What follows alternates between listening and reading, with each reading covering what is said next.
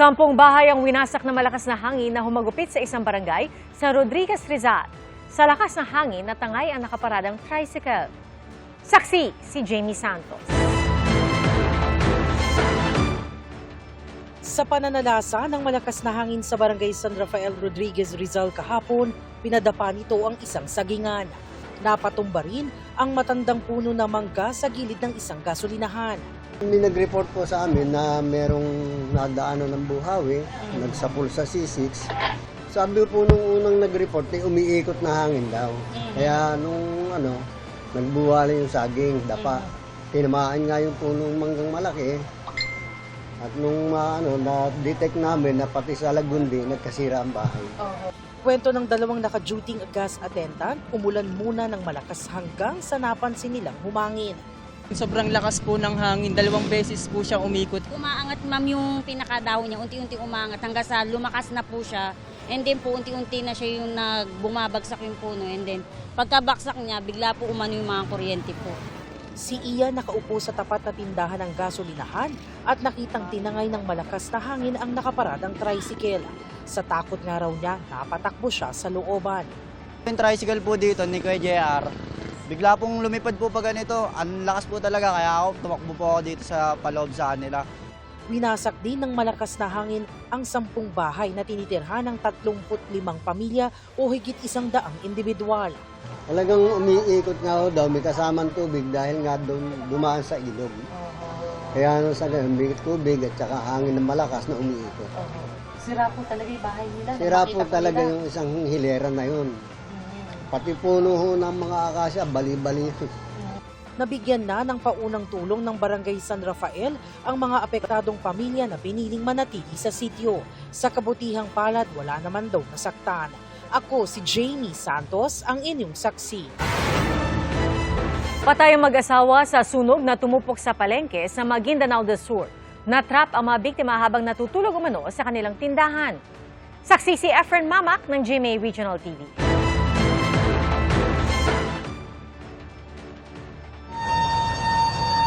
Agad nirespondihan ng mga bombero ang natutupok na public market sa Barangay Poblacion, Sharif Aguac, Maguindanao del Sur pasado alas 11 kagabi. Ang ilang vendor nagsitakbuhan upang maisalba mga paninda na hindi pa inaabot ng apoy.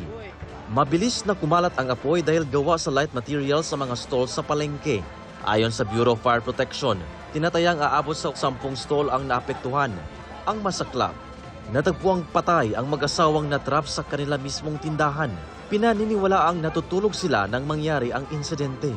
Naipit or natrap doon sa loob ng kanilang tindahan. Bali, ang tinda kasi nila dito, yung mga plasticware, yung mga appliances. Problema sa kuryente ang sinisilip na mitsa ng sunog. Ayon sa BFP, nagkasunog na noon sa naturang palengke. Yung area na sir, nagkaroon na ng sunog before yung poste. So may mga spark na nangyayari dyan. So yan po is maka-cause po yan ng magkaroon po ng sunog, lalo na kung mga combustible yung surrounded. Ako si Efren Mamak ng GMA Regional TV, ang inyong saksi. Kahit wala ng ulan, abot bewang pa rin ang baha sa ilang bahagi ng San Simon sa Pampanga. Nalunod ang isang taong gulang na bata noong kasagsagan ng ulang dala ng habagat. Saksi si June Veneracion. Imbis na sasakyan, bangka ang namataan naming lumalabas sa subdivision na ito sa San Simon, Pampanga. Isa ito sa 2 malaking subdivision sa San Simon na lubog ngayon sa baha. 2 linggo lang lubog sa baha itong subdivision, sabi ng mga residente.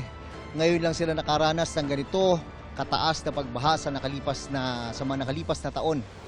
Kaya yung mga residente dito, dahil sa paulit-ulit na problema ng pagbaha, ay nagpasya ng ibenta yung kanilang mga ari-arian.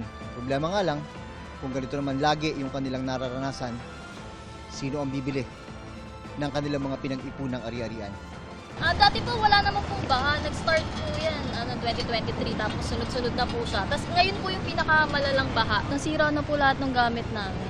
Ang kalamidad gaya ng baha, walang pinipiling lugar o estado ng buhay. Wala na kaming stock sa bahay. Yung case namin, hindi naman inabot yung loob ng bahay namin. Yung iba dito kasi may tubig sa loob ng bahay. Malaking perwisyo yung baha sa amin, sir. Dapat managot na yung dapat managot, sir. Abot bewang pa rin ang baha sa ilang bahagi ng San Simon. Pinasok ng tubig pati barangay hall ng Santa Monica.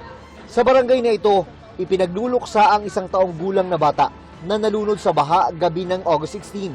Sabi ng kanyang mga magulang, hindi nila namalayang nakalabas ng bahay ang kanilang bunso.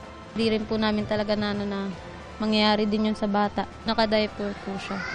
Kaya siguro, nung time na yun nalunod po siya kasi napuno po ng tubig yung diaper niya. Napabigat po. Sa bayan ng Mexico, umapaw ang ilog sa tulay sa barangay San Lorenzo sa kasagsagan ng ulan kahapon. Umaibabaw din sa tulay ang napakaraming basura. Sa drone video ng residenteng si Joseph Freylan, makikitang kinailangan na ng backhoe para maalis at makolekta ang basura. Nang balikan namin ng lugar, halos wala na ang basura pero may kataasan pa rin ang ilog. Sabi ni Pampanga Governor Lilia Pineda, mahigit 50% pa rin ng mga barangay sa kanila ang lubog sa baha.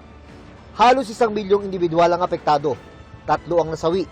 Nasa 1.4 billion pesos ang napinsala sa sektor ng agrikultura. Yung mga may-ari naman ng fish palmer, tutulong kami konti sa kanila. Tutulungan namin yung mga mahihirap na magsasaka na 1 hektarya lang sinasaka nila pagkatapos nalubog pa.